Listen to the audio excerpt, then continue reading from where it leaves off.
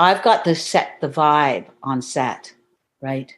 And I do my damnedest to make it calm because I feel everyone can only do their best in a calm environment. The Kingston Canadian Film Festival proudly presents Rewind Fast Forward, a podcast where we chat with filmmakers about their work and the future of the Canadian cinema. My name is Thom Ernst. Welcome. Hello, I am Thom Ernst, and you are listening to Rewind Fast Forward, the podcast that is brought to you by the Kingston Canadian Film Festival. All our guests appearing on this podcast have been or will be at the festival, including our next guest, whose new film, Carmen, will be at the Kingston Canadian Film Festival year 2022. So Valerie Buhagiar, I know you know the name because long ago back in when Bruce McDonald began making films, she was a constant star in his movies, Highway 61 being one of them. And I thought that was her first appearance on the big screen, but you will discover when you listen to the podcast, nope, something else came along before that. And not only that, after being well-known on film and on stage, Valerie became a do-it-yourself filmmaker, as described by the artistic director of Whistler Film Festival. He mentioned that to me once, and it stayed in my mind. And yes, certainly Valerie is a do-it-yourself filmmaker.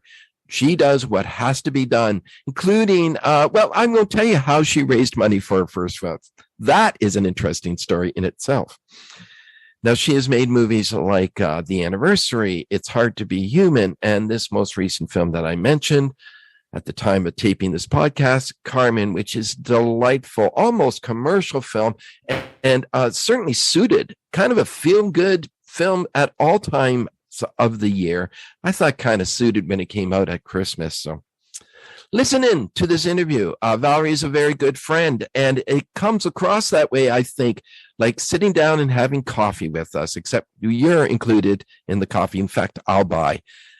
Sit back, put on your headphones, and listen to our conversation with Valerie Buhagiar.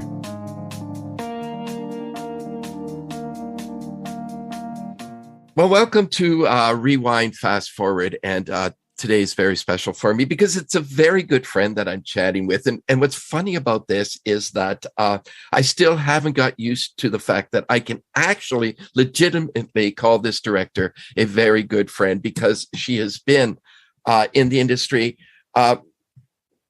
for some time, first as an actor, still as an actor, and then as a director. I'm talking about Valerie. I'm going to say Buhagiar, and I know that's wrong. Is that a good friend? I know. And you know what? I remember, Valerie? I remember introducing you at a different film festival, and I pronounced it. I got all like tongue-tied, and you came up to me and you went, "Thom, you should be able to pronounce my name properly." And that is how good. Yeah, and that's what I love about this. Anyway, yeah, we're sitting there chatting about movies. Valerie, how off am I? Buhagiar. Buhagiar. Buhagiar. Buhagiar. Buhagiar. Oh, that's so lovely. And why wouldn't I remember that? It's I don't know. I guess the Buhagiar. So it's once you get it, it's fun to say, I think, or at least that's what people tell me. I don't know. Maybe because you haven't had to say it for a long time. I say Valerie. I don't have to call you Ms. Buhagiar anymore. Yeah. Ms. Buhagiar. You do not have to say Ms. Buhagiar anymore. No, not anymore. I've broken that seal or whatever that is. Yeah. So let's get into this because there's so much to chat about with you. I am a fan as well as a friend. And I think certainly when we go back to the days of Highway 61 and back to, those films that were just, I don't know, they were landmark Canadian films. And you became, I don't like to say Canadian sweetheart. It sounds demeaning. But you were sort of, people really went, oh man, this woman, you really owned that screen in those films. So that was your start into Canadian cinema. Could you talk a little bit about how you made that leap from from your hometown was Malta. Was it in Malta? Yeah, I'm originally from Malta. I was born in Malta, but grew up in Toronto. We immigrated to Canada when I was a baby. So, oh, you're a baby. Okay. So you knew nothing. You didn't know Malta, although we will get to that. Those roots were you put roots there anyways. That we'll come to. I mean, I grew up in the Junction. That's where all of us Maltese landed, in the Junction in Toronto. Mm-hmm. And you know, it's a Maltese neighborhood. So we're but we don't want to talk about that, right? Okay. Yes, and I've always loved making things in theater, film, but you just don't do that. Where I come from, you don't do that. That's not the sort of thing. You know, I hope I don't offend anyone. But you know, if you're a working class immigrant in this, you don't think about becoming an artist in any way, or your parents don't, or you think about it, but your parents are not going to celebrate that. It's like, why? We came all this way for a better life, and you're going to choose that? Especially since I was pretty good with the academics, and it's like, Allah, you know, Allah.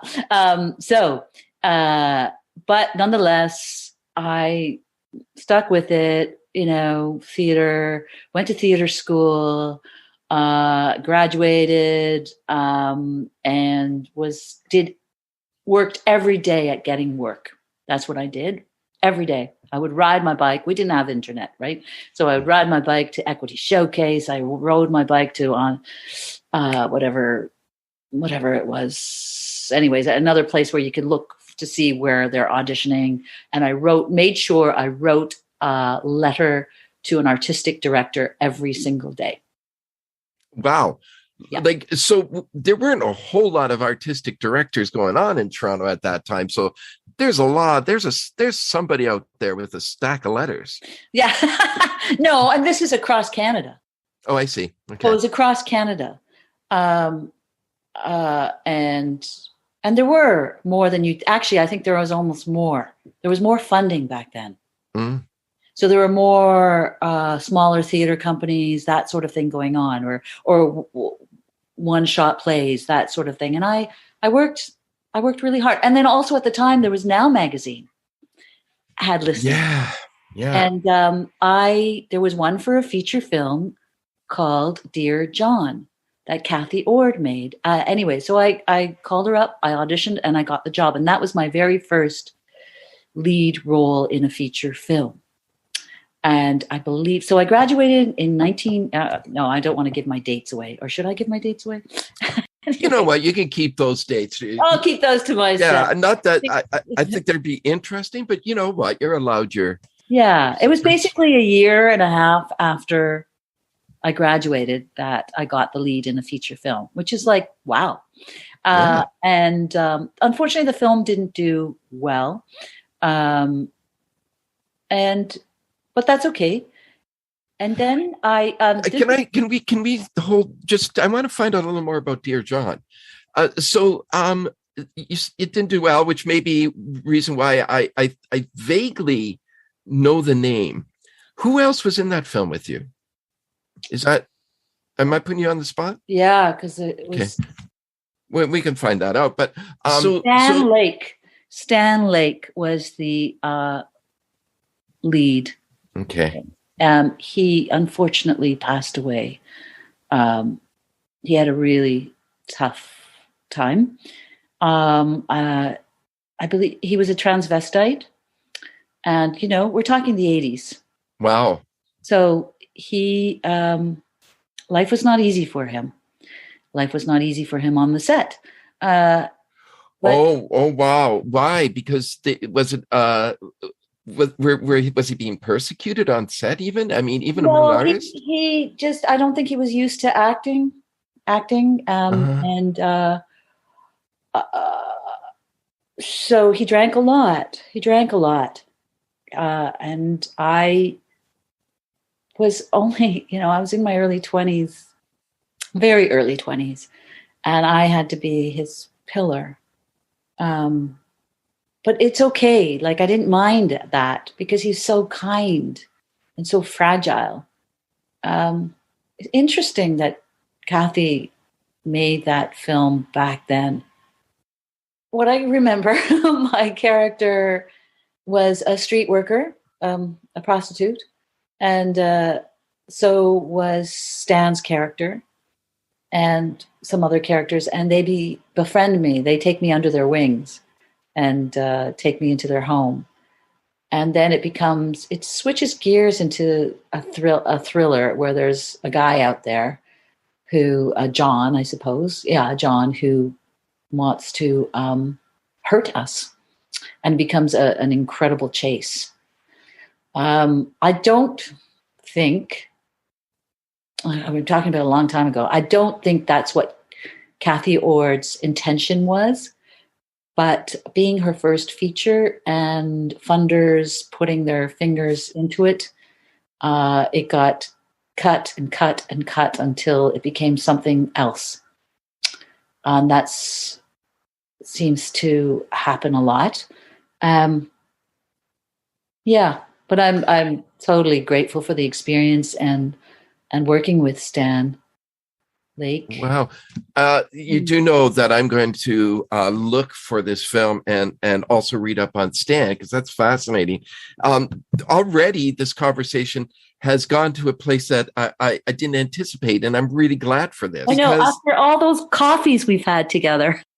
Well, you never brought up this first film. Like I thought the McDonald films were your first. Everybody does, but it's because, it didn't get seen. It didn't get out there. That's the way it is. I mean, yeah. And it's not the first time I was on camera, but even before that, before I went to theater school, I was a puppeteer, right? I started off as a puppeteer. No kidding. Wow. Yeah. Wait a minute. No, wait, keep talking. I've got something to show you. Oh, wow, this is a podcast, so I can't. Here we go. Oh, my God.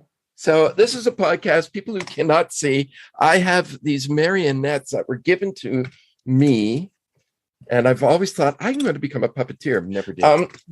That is the toughest, though. Marionettes, I in my opinion, are the toughest to manipulate. I don't have the agility. Okay. Yeah. I already gave something for Moira to cut out of the podcast, my puppeteer moment. Poor Moira. But I'm finding this, okay, now, I think you really hit on something when you talked about Kathy's film and the financiers, which I find surprising. I find surprising that if you found financiers willing to deal with topics like transvestism and the such, if they were that progressive, that they would be that invasive of the practice. But you suggested that happens a lot. Does it happen to Canadian women filmmakers or women who are filmmakers, or does it just happen across the board, American, Canadian, regardless? I don't know the answer, Tom. I think it happens across the board. I'm pretty sure because I've heard directors speak that way, that financiers, they push the director aside. Producers do that. Financiers do that, right? And they have a new cut. And because that's why we always hear the director's cut. Mm-hmm. What is that? That is the cut that didn't get distributed because of the financiers, as distributors, producers, whatnot. And does it happen to women more? I'm pretty sure. Pretty sure. And it's so weird how I'm, 100 a zillion years old. And just recently, in the past 2 years, I realized, wow, that person wouldn't be talking to me like that if I was a man. Wow. And I think I've realized, and a lot of that is because I've had to, put blinders on and plow forward to get my work done and not listen to all the nastiness that has come my way through the decades to get the work done. And it's just, I'm getting emotional here. Oh, geez. Oh, Tom. Well, and it's just like recently where it's like, wow, wow, it's like these memories are coming back to me. It's like, oh my God, remember when so-and-so cornered me and yelled in my face? Remember when this happened and that happened? That could not happen now. That will not happen now. Thank God. Thank God. Sorry, go ahead. And sometimes also, I think people aren't, and I'm telling you, this is from men and women that treat women this way. It's not, and some of them don't intend to do that. It's just they haven't cut the practice, or they haven't witnessed how it should be, or they're just not conscious of their behavior. You know. So anger is their default? Is it anger? No, I don't think or anger abuse for these abusers. Yeah. So they've been abused. No, I think it's they just don't realize who they're talking to, what they're seeing a sex rather than a human being who has a body of work. I mean, this just happened recently. Some little thing I was shooting. We're talking 2 months or 3 months ago, and kindly this person said, "Well, you're going to catch this and catch this," and I looked at him and I said, "Oh, this isn't the first time I had a man tell me what I should do on set." Just like, and he turned beet red and said, "Oh my God, I'm so sorry. I'm so sorry. I'm so sorry." So this is what I'm trying to say is I don't think people intend to squash my creativity or any female's creativity. I just don't think they're used to seeing it. I could be wrong, and maybe this is a huge other conversation, but well, I think it's an important conversation to have, and I don't think, certainly the example you just gave us, I think it's an example of someone unaware, and when they were alerted to it, they responded, I think, in a way that makes sense and a way that is appropriate.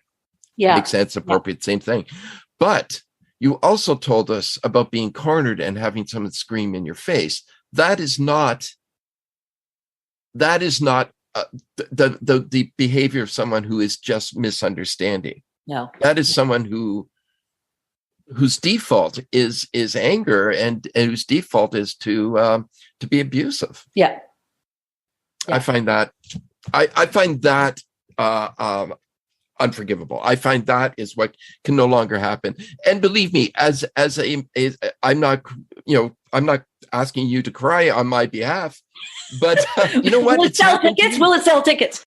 It's happened to me. I had a boss who didn't think twice about screaming at us. And I do think that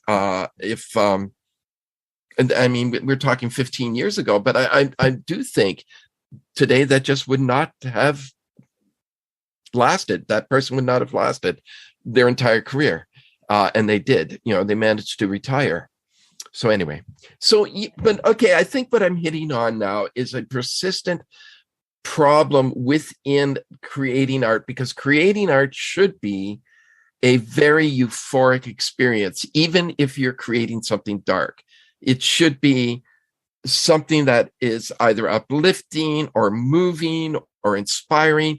So why do you think that it does attract a certain kind of participant who does resort to anger, who does fly off the hand? We hear of artistic temperament. Is that a fair allusion to make?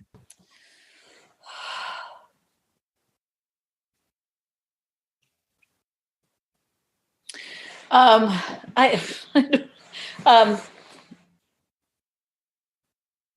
think the crux of it is, Tom, is control. I don't know why those people are attracted to the arts. I don't know the answer to that, and it's control. They go in there thinking that they are artists themselves, and then realize that they're not creating, they're not the creative ones, or they're not getting celebrated, or they don't have the control, and they lose it. Yeah, not getting celebrated might be a big one. Yeah. And I find the ones that have done less are the ones who are the most abusive. We hear that all the time. I think that is absolutely true. Yeah. I'm asking you questions that I guess are hard for you to answer because they're not your experience, personal and internal experience. So let me rephrase that question. And what do you do as an artist, as a director, writer, even performer, when you feel that control is being manipulated or taken from you, or being subverted? Yeah, it's painful. Okay, let's take a film set though, right? You're on the film set, you have your crew, you have your actors all around you. Someone on set is bullying you, right? And I'm the leader. I'm the leader, as in the director. I'm not, I've got to set the vibe on set, right? And I do my damnedest to make it calm, because I feel everyone can only do their best in a calm environment, especially my actors, especially if you have budgets where there aren't trailers for them to focus and meditate, do what they need to get into character. So if there's tension on set, I do my best to bring in a sense of humor, divert that tension to something else. I have taken crew members outside and walked around the block with them to let them simmer, let out whatever they need. That is what I do. It's hard. And then I go home and I drink a bottle of wine. No, no, I do. There are people on set that that have my back. Mm-hmm. I actually, in truth, most times, everyone has my back. Everyone has the project's back, the story's back. But there is always that one person that's just not getting what they want, or feels ripped off, or their ego is squashed somehow. And that needs to be held. And I do my best to suss out why they're in that place, and how I'm not a guru or anything, but to help them out of it so that they can be part of the team rather than. That's a lot of heavy lifting for someone who already has to heavy lift the film, create the story. I mean, the last thing you expect that your job title would include is a therapist, counselor. Yeah. And I'm not there, sitting down trying to figure out what's wrong with what happened to you in your childhood or anything like that. I don't do that. It's for selfish reasons, Tom. It's just so that I can get the best performance from my actors. Right? I think selfishness might be underrated. I think sometimes selfishness is probably a very good thing. Jumping from what you just said or just jumping from what I just said, does it take a certain amount of selfishness to be a good director? Yeah, that's a really good question. And I've been thinking about that a lot. I have a hard time telling people, I wouldn't say telling them what to do, but pushing them to okay, we're overtime. It's 12 hours and I don't have what I want. And having everyone stay for another hour, especially if it's low budget, non-union or whatever it is. Please, we have this location. Can you stay? It's really, really painful for me to do that. And to me, that feels like I'm being selfish. But yes, I think you need to be to get it right. And it's hard though. It's hard, right? Well, I imagine it is. I mean, what I know of you, I would never, selfish is not a term I would use, but I also know that there is a Valerie Buhagiar that, sorry, say it again. Buhagiar? Buhagiar. I'm going to haunt you. I'm going to haunt you, Tom. In your you secret. already do. Buhagiar. Since I'm Buhagiar. That there's a Valerie Buhagiar who is my friend and very lively, exciting, and we joke, and you're very easygoing. And then I recognize I've had you on like shows that I've done, and you're different. Yeah, there is the professional you as well, and it's notable. I mean, you're still delightful, you're still funny, and you still contribute, but there is a certain amount of seriousness. There is a certain amount of presentation. And I'm not even sure you do it, but it's there's a professional Valerie and a non-professional Valerie, unprofessional. Yeah, I think you're really right there. But as I'm doing more and more work and feeling more and more confident, I think the two are gently merging. Nice. Nice. And I feel that on set, it's like, just relax. And it's part of getting over yourself. Mm. It's also that it's growing up, it's getting over yourself. And that's my New Year's resolution, by the way. To get over yourself? To get over myself. And what does that mean? I have no idea. But I see myself lying on the ground and the other self stepping over her and continuing on. Well, we all have those parts of our personalities that we need to just sort of rein in. I have not seen the rein in part of your personality, or the part of your personality needs to be reined in, but I know it exists somewhere. Mm-hmm. But you know what I have to say, it's Carmen, your most recent film. I think when I watched that film, I got more of a sense of the Valerie I know than I've had in any other of your films. There was a delightfulness and an easiness about this film, but there's also a poignancy which exists in all your movies, and something deeper which also exists in all your movies. Sometimes the deepness exists wholly in like, I think Hard to Be Human is an incredibly deep film. But this one just felt like a Valerie who sprung out of herself and really created this wonderful Capri-esque type of film. And Capri-esque, I don't mean the guy who turned into a cockroach. That's Capri-esque. I mean Capra, as in Frank Capra. So I just want to make sure people knew that. Although, Kafka's pretty good too. Yes. And thank you for saying that. And I do feel it's me finally taking that sigh I feel I deserve and want, and I'm in my bones now. Yeah. That makes sense. I feel like I'm in my bones. It's so interesting, Tom, because my very first film as a filmmaker was a short film called The Passion of Rita Camilleri. Yes.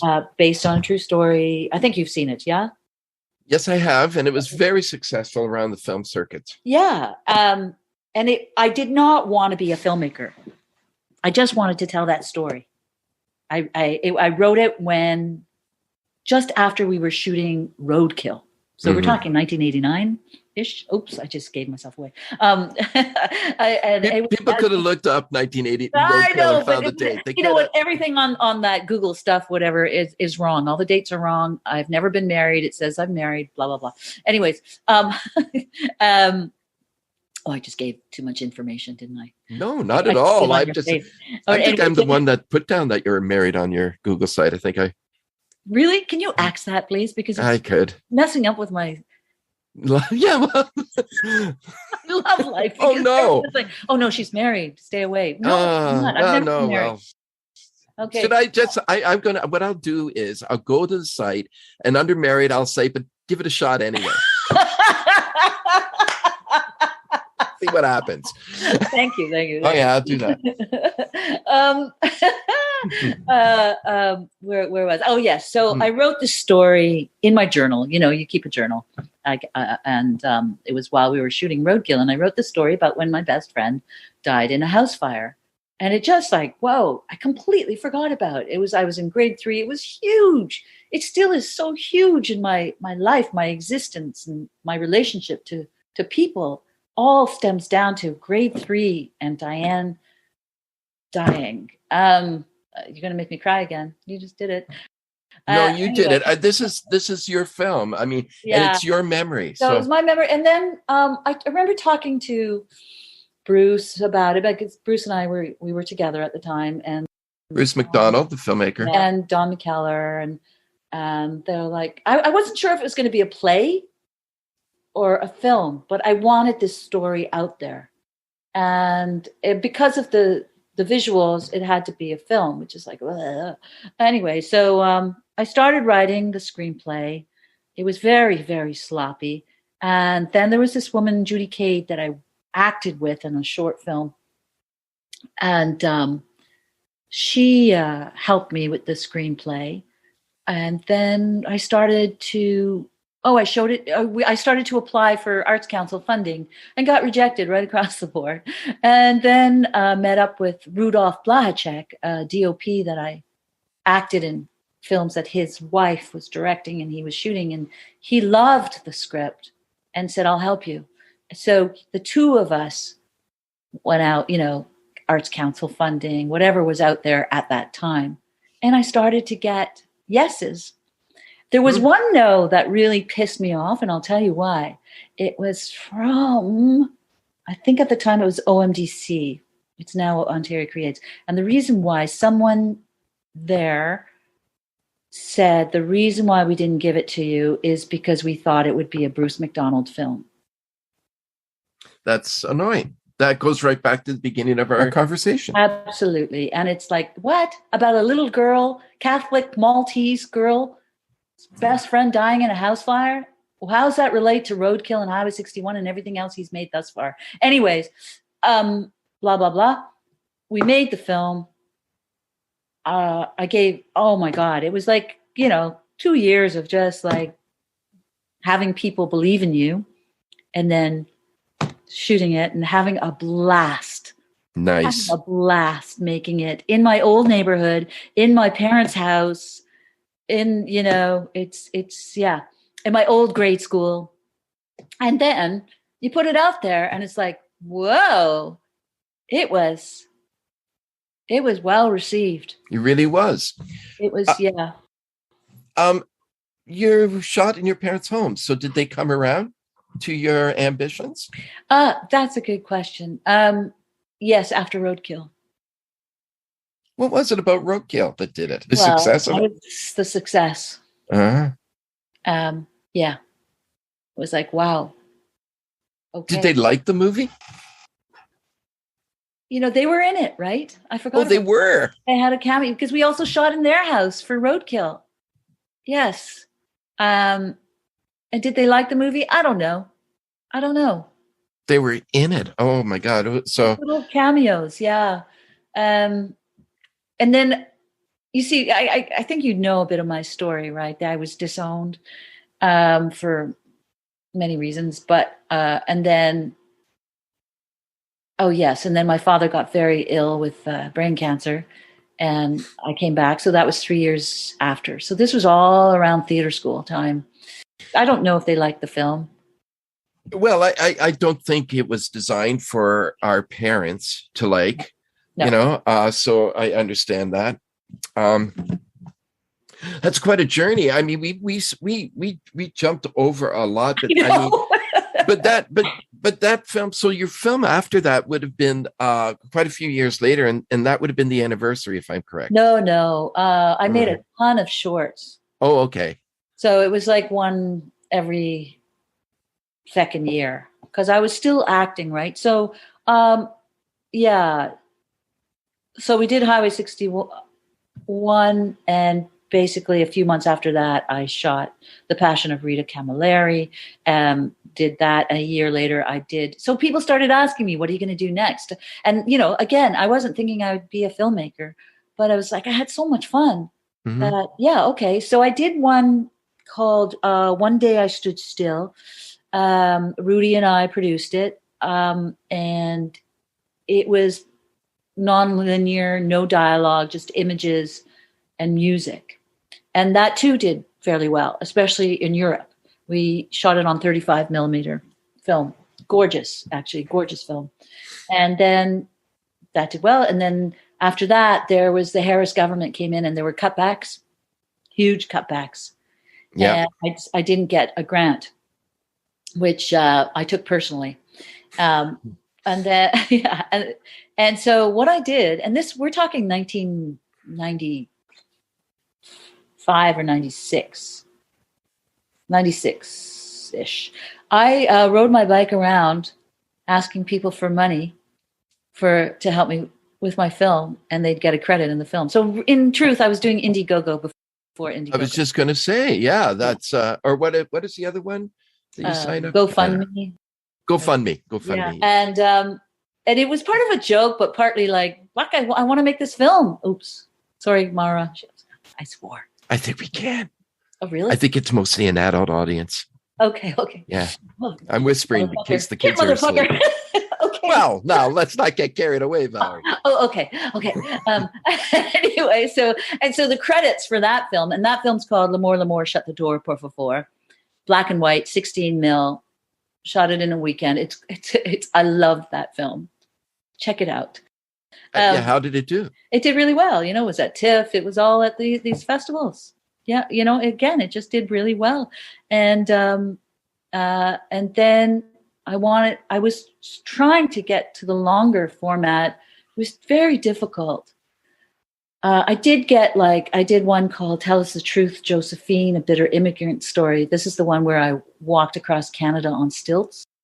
Oh, yes. Oh, my God. That was quite... I think I saw that. Yeah. You showed it to me, I believe. Yeah. It's longer. I think it was like maybe close to 40 minutes. That was 16 mil. No, it was Super 8. And I went across Canada with my stilts and my Super 8 camera and got a different person to shoot in every province, right across from Newfoundland to Queen Charlotte Island. And then the crux of it, the story, was shot by Justin Lovell. Did wonderful, wonderful work. That was quite the experience. I think I was a little crazy when I made that one. And then there was another one, a much longer, like 45 minutes, which isn't, it's not really suitable for anywhere, called Small, Stupid, and Insignificant. What Does It Mean to Be Alive? Where I was questioning euthanasia. So I had a storyline, but also within that was a bit of a documentary where I asked people what it meant to be alive. And I asked ethical doctors, palliative care pediatric doctors, nuns, priests, children. That was also a wonderful, wonderful experience. Now, all these films won an award somewhere. They didn't get a lot of hoopla, but they got, or someone would come up to me and say, I used your film for my presentation at university or something like that. So it's really nice. They got seen somehow. And then I think shortly after that, and you have to understand, I'm a single mom too. And Tom, I had feature scripts that I was writing, and but they were one in particular called Oliver's Flight, which is huge World War II movie set in Malta. I love that story. And it's still there on the shelf. I'm gonna jump in here because listening to the progression of your shorts, and even what Oliver's Flight. Yeah. So it seems like you made a very conscious decision. Actually, I don't know if it's very conscious, or maybe it was just some kind of internal push to make films that were more cerebral, and not necessarily follow a a traditional storyline.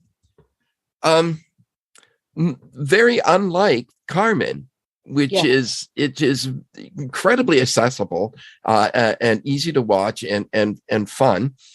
Were you at all? So, what was driving you to make these films? And were you conscious that there might be something alienating to a larger audience with doing things so experimental? Yeah, that's a really good question.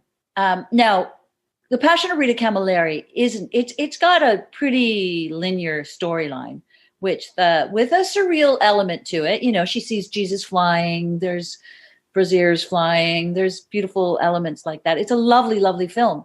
But there is a clear through line for sure. And then I switched gears because I didn't go to film school, you know. I just went to theater school, 2 years, that's it. And the review cinema, it was my school, which is a rap cinema, and friends telling me to watch this, watch that, watch this. Okay. And I wanted to learn. I was just learning and curious about what the camera can do, how you can tell a story. And then I went deeper and deeper. And I think I also went further away from myself. One great friend, filmmaker, Nick Curson, I've acted in a few of his films, said to me, he read a script. I can't remember which script. And he said, "Why do you want to confuse people? Why do you want them to constantly have to work?" That was hard to be human. That was the script he was reading. Probably is. And it's just like, I don't know. And I think, you know, going back to my New Year's resolution, getting over yourself and just being clear. And it's okay to be simple. It's okay to be simple and clear. Simple and not to confuse simple with being not deep, because Carmen. Exactly. Yeah, exactly. And now, I should also, sorry, go ahead. Remember, I did the anniversary before that. Yeah. And that was pretty straightforward too. Yeah. Okay. Yeah. That was delightful and also very comic. You know, you have a scene with people smoking pot in your living room. That was a very funny scene. But I do want to say that Hard to Be Human was deep. But it's easy to follow. Really, it is. Yeah. You get that story, even though it's like images and it doesn't seem linear, and it goes from this almost ethereal character walking through this hospital to people sitting in the back alley having a conversation, you know, in a laneway in Toronto. There is still something that you watch that film and you get it. You just have to be patient and maybe reset your expectations to something a little different. So I didn't mean to put it off. That's incomprehensible. Yeah, but no, that one. No, thank you for saying that. And it's Hard to Be Human. I remember I was living on Toronto Island at the time. My son and I were living on the island, and was trying to figure out. I wanted to find a play that I can translate to film. And I went for a long walk with an islander, Phil Shepard, and he suggested a dream play, right, by Strindberg. Yeah. And I said, wow, okay. And I read it, and the one line in there that just vibrated deeply was, "It's hard to be human," in the play. And the whole idea of God kicking his daughter out of heaven, and my whole story, my personal story, which you know a lot about, right? Getting kicked out of the house and getting, anyway, and religion being a big part of my life.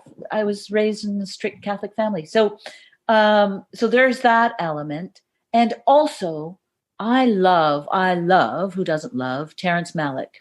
And at that time, I had just watched Tree of Life. Oh, a great film. Great film. There are people who hate it. There are friends who said that is so pretentious. And I was bawling my eyes out watching this film. And that's what I was aiming towards. You know, we are going to have to wrap things up, believe it or not, because it feels like we just got started. But I just want to say, I think what you delivered here for us on this podcast today was a sense of the kind of struggle that some people go through, a sense as an artist, as some of the hurdles you have to get over. But I think you demonstrated by your work, by your life, and by this conversation that it's all possible. Yeah. And it's a worthy trip. Absolutely. Thank you, Tom. Thank you so much, Valerie. It's a delight. And I know this isn't the end of our conversations. We will have more. And I'll pronounce your name correctly at the next time we meet. But I have to practice. Thank you very much, Valerie. You're welcome. Thank you. Take care. A huge thank you to our guest, Valerie Buhagiar. You can find out more about Valerie's future projects and filmography in the show notes. Rewind Fast Forward is hosted by Thom Ernst and produced by Moira Demorest. Support for this podcast comes from the Kingston Canadian Film Festival, which is situated on the traditional homeland of the Anishinaabe, Haudenosaunee, and Huron-Wendat. This podcast is generously funded by the Canada Council for the Arts. Thank you for listening.